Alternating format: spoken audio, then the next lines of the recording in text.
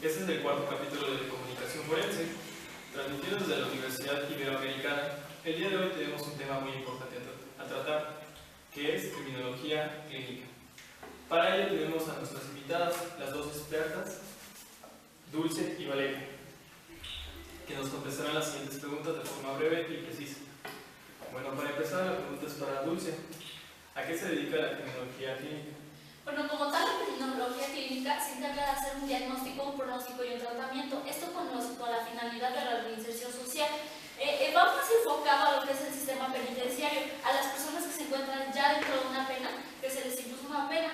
Es decir, ya están dentro de, puede ser un cerezo, un penal o este tipo de instituciones que se encargan de resguardar a las personas mientras se encuentran cumpliendo una pena. Ok, perfecto. Valeria, ¿nos podrías dar tu definición? Bueno, como tal, la criminología clínica se encarga de realizar un diagnóstico, un pronóstico y un tratamiento, como dijo mi compañera, a una persona que se encuentra dentro de un centro penitenciario o a una persona a la que se le va a dictar una sentencia. Ok, perfecto. Valeria, ¿cuáles son los principales autores de esa corriente criminológica? Bueno, principalmente hablaremos de Benigno Di Tullio, que él fue el que puso el auge más grande dentro de la criminología clínica, y después hablaremos de autores mexicanos. El principal aquí en México y el que se toma más en cuenta es a Rodríguez Manzanera. Él escribió una obra llamada Tratados de Criminología Clínica. En él nos habla principalmente de conceptos básicos, aunque se habla de que su libro es un poco carente de algunos de ellos. Después tenemos a César Herrero, que él es uno de los más importantes que yo considero, debido a que sus libros y sus obras se encuentran completas, porque nos habla de las partes del diagnóstico, del tratamiento y bueno, de la secuencia que tienen que tener estos. Y por último sería Manuel Camacho. Este hombre más que nada se enfoca a hablar del criminal, sí, pero hablarlo de un enfoque más médico. Ok, perfecto. Valeria. Bueno, también es importante mencionar que dentro de la criminología como tal, también hubo autores que hablaron acerca del criminal de una parte médica, de una parte penal y de una parte social. Ellos también abordaron temas como aquellos factores endógenos y exógenos que hacen que una persona se vuelva criminal, y a partir de estos enfocarlos más o encuadrarlos más a una cierta conducta para saber qué tipo de enfermedad tiene una persona que ha cometido un delito. Ok, perfecto. Nos mencionaban de este Benigno Di Tullio. ¿Nos podrían dar el término de la criminología clínica según él? Bueno, él trata al criminal como una persona enferma. A eso se debe el nombre de criminología clínico. Lo clínico siempre va a ir enfocado a lo médico. Es decir, este señor nos dice que todas las características de un criminal nos van a ayudar para poder hacer un diagnóstico, un pronóstico y con la finalidad de tener un tratamiento para la reinserción social. Ok, perfecto. ¿Tu definición? Bueno, en esta parte, este autor, como ya mencionó mi compañera, realiza la mayoría de sus estudios en base a lo clínico. Es decir, enfoca sus estudios más a estudiar al criminal desde una parte endógena, es decir, desde todos los factores que influyen para que él cometa un delito y como tal se cometa un delito. Ok, perfecto.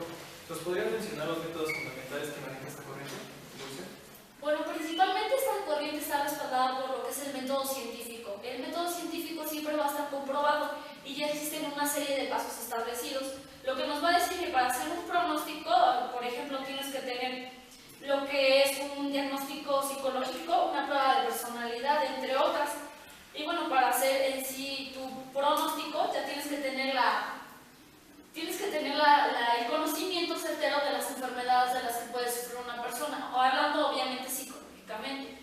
Y pues bueno, para hacer un tratamiento, tú como criminólogo tienes que tomar en cuenta en qué sociedad lo vas a reinsertar. Es decir, no va a ser igual que tú hables de una zona, por ejemplo, como Jalataco, a que hables con una zona como la Ciudad de México. Tú tienes que tomar todos esos aspectos en cuenta para poder reinsertar. Ok, perfecto. Valeria, ¿tu definición? Bueno, en esta parte también podríamos hablar del método inductivo, que como ya mencionó mi compañera, nos habla de encontrar una cierta conducta del delincuente a diferentes características, pero como tal tal, también individualizarlo, porque debemos tener en cuenta que el origen que causó esa conducta o ese delito tiene diferentes factores, es decir, no todos los delincuentes tienen el mismo origen. Unos, no sé, porque tal vez los violaron cuando eran muy pequeños, otros porque los golpeaban. O sea, el origen como tal de una enfermedad es diferente en los criminales, y como tal se debe de tomar eso para individualizarlo y abarcar otros aspectos para poder volverlo a reinsertar a la sociedad. Ok, perfecto. Igual nos estaba mencionando acerca del criminólogo clínico. Hay ciertos métodos complementarios que ellos utilizan. ¿Me los podrían mencionar, Luz? Bueno, como te había hablado, los criminólogos clínicos tienen que allegarse de todo un equipo de trabajo, psicólogos, trabajadores sociales e incluso, ¿por qué no?, personas que se encarguen de la economía del lugar en donde va a estar la persona.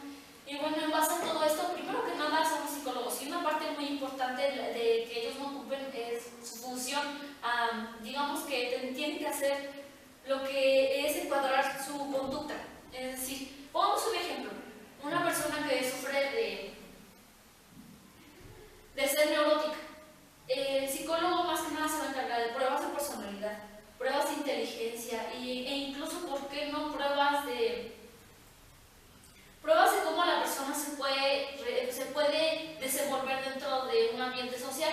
El trabajador social más que nada se va a encargar de ver cómo vivía esta persona, el lugar, incluso, ¿por qué no?, la criminalidad que se presentaba allí. Y bueno, nosotros como criminólogos clínicos vamos a tomar todos estos estudios y vamos a sacar una deducción. Ok, perfecto. ¿Lo que quieras complementar, Valeria? Bueno, como tal, es correcto lo que mencionó mi compañera acerca de los test de personalidad, y también es muy importante mencionar acerca de el perfil criminológico y cuando estudian a una persona, es decir, el tipo de peligrosidad que tiene, para como tal adaptarlo a un cierto medio ambiente o todo aquello que lo rodea, para que no pueda cometer una conducta. Ok, muy bien. Pregunta para Dulce. ¿Cuáles son los rasgos generales a estudiar en la teoría de la personalidad criminal de Eti Diguet? Bueno, este señor toma a dos corrientes muy importantes dentro de la criminología. Ya se encontraban establecidos, y estos señores fueron Enrico Ferri y Lombroso. Lombroso más que nada nos va a hablar de las características físicas del delincuente. Ya te habíamos hablado un poco de esto, y es más que nada de que las personas por su físico ya nacen criminales.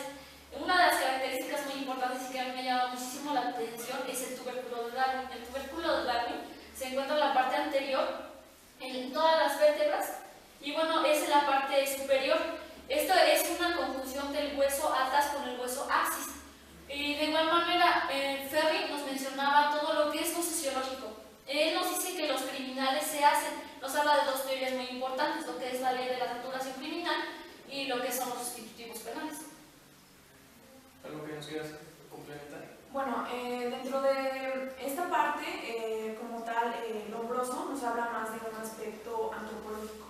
Es decir, todo nuestro organismo, todas nuestras características físicas que nos pueden cometer en un criminal. Y bueno, como ya comentó mi compañera, Ferri aborda también aspectos como el clima, igual abarca aspectos como el organismo, la religión, la sociedad, y cómo todo esto influye en una persona para que se vuelva un delincuente. Ok, perfecto. Sabemos que el diagnóstico criminólogo debe ir encaminado por el sentido clínico y el otro debe ir etiológico. ¿Nos podrías decir, explicar qué estudia cada una de ellas? Bueno, en la parte etiológica nos habla del origen, es decir, todos los factores endógenos que provocaron que un delincuente se cometiera una conducta. Y bueno, en la parte clínica nos habla de todos aquellos estudios que se le realizan para ver como tal qué es lo que dentro de su organismo está mal, para poderlo encuadrar a una cierta conducta y de este modo poder dar las medidas necesarias para que se logre una reinserción. ¿Qué, Dulce? ¿Algo que quieras comentar? Bueno, con esto podemos ver cómo nuestros autores también nos hablan de ciertos conceptos. Por ejemplo, Benigno investigar en qué fue lo que causó a nuestro criminal y entonces así podremos hablar de la personalidad de este. Es muy importante hablar de la etiología porque en base a esto tú vas a determinar cuáles fueron aquellas características que condicionaron a esa persona a volverse de esa manera y por lo tanto, bueno, nos vamos a ayudar de la parte clínica. La parte clínica es algo muy interesante porque es algo muy amplio y los estudios ya se encuentran como tal establecidos. Ok, ya para cerrar, ¿nos podrías dar tu punto de vista acerca de la criminología clínica en México? Bueno, hablar de criminología clínica aquí en México es un poco complicado, porque como tal sí se implementa, pero en centros penitenciarios donde la población criminal es, bueno, rebasa lo que tiene por capacidad. Un ejemplo que te podríamos poner es Santa Marta Catitla, una cárcel que está destinada para 1000 personas que están ocupando 2500. Y entonces, pues, ¿qué podemos deducir con esto? Que la criminología clínica como tal se tendría que implementar y tendría que ser algo forzoso, debido a que si implementáramos todas estas medidas, podríamos reinsertar a todas estas personas a la sociedad. Reinsertándolas, nosotros pues disminuimos la capacidad penitenciaria y bueno, como tal podemos disminuir gastos económicos y por qué no realizar fuentes de trabajo para estas personas. Ok, Valeria, ¿tu punto de vista? Bueno, mi punto de vista acerca de la criminología clínica, bueno, es que es una rama de la criminología muy importante porque realiza sus estudios hacia un enfoque específico, hacia un criminal. Bueno, es decir, que toma otros aspectos por los cuales él cometió una conducta. Y como tal, en México, desde mi punto de vista, no creo que esté muy bien implementado o no se toman las medidas necesarias para poder reincidir a un delincuente, que ese es el principal objetivo que tiene la criminología clínica. También es importante comentar que a mí no me parece el hecho de que en muchas empresas, para que una persona pueda trabajar, piden antecedentes no penales. Bueno, si una persona como tal salió de un centro penitenciario o cualquier de otro centro en donde él se estuvo rehabilitando, el hecho de que no consiga trabajo influye muchísimo, porque esto también lo lleva a que vuelva a cometer esa conducta y pues se vuelva a convertir como tal en un criminal. Ok, perfecto. ¿Alguna cosa que quieran agregar? Bueno, querida audiencia, con esto damos por concluido el tema de criminología clínica. Teniendo las respuestas necesarias, doy por concluido este tema. Le damos las gracias a nuestras expertas que nos acompañaron el día de hoy.